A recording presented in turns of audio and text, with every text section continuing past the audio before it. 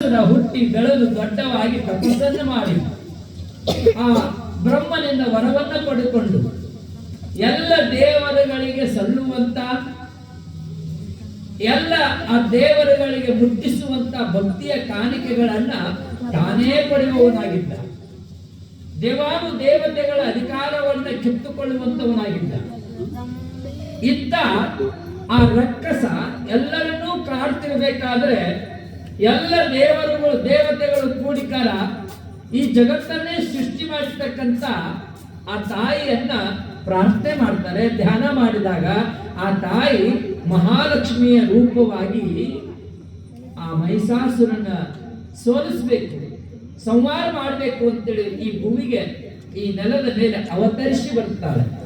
ಮಹಾಲಕ್ಷ್ಮಿಯ ಅವತಾರವಾಗಿ ಬಂದಂತ ತಾಯಿಯನ್ನ ಯಾವ ಮಹಿಷಾಸುರನ ಸೈನ್ಯ ಲಕ್ಷ ಲಕ್ಷ ಜನ ಸೈನಿಕರು ಹೋಗಿ ಹೋರಾಟವನ್ನ ಮಾಡಿ ಮರಣವನ್ನ ಆಗ್ತಾರೆ.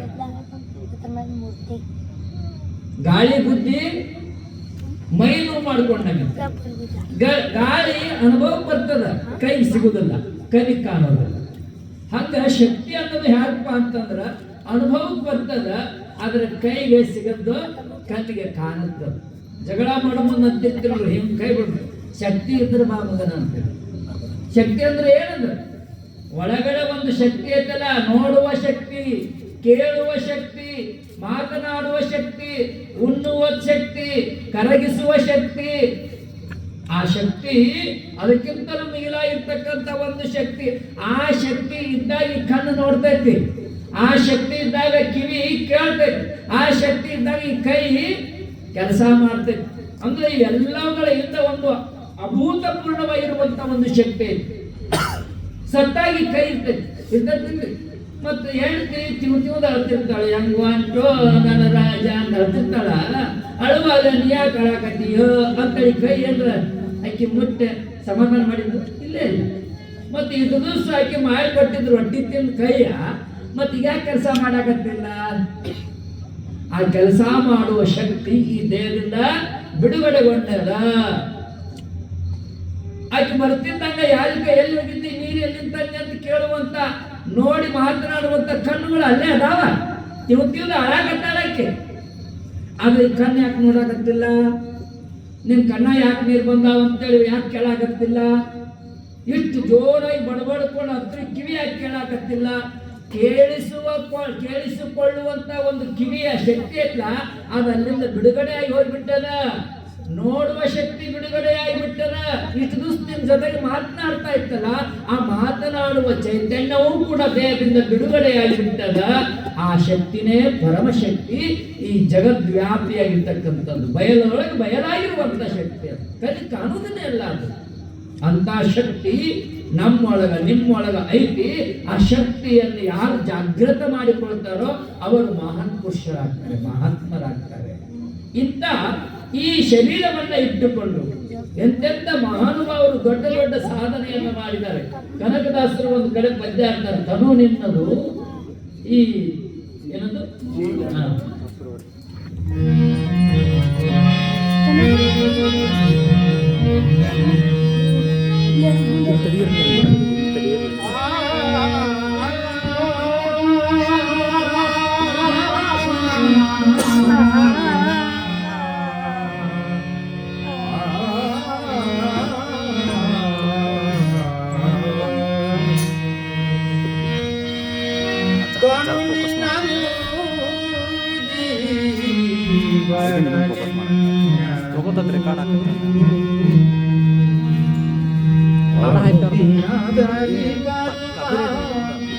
ಸುಖ ದುಃಖ ನಿನ್ನದಯ್ಯ, ತನು ನಿನ್ನದು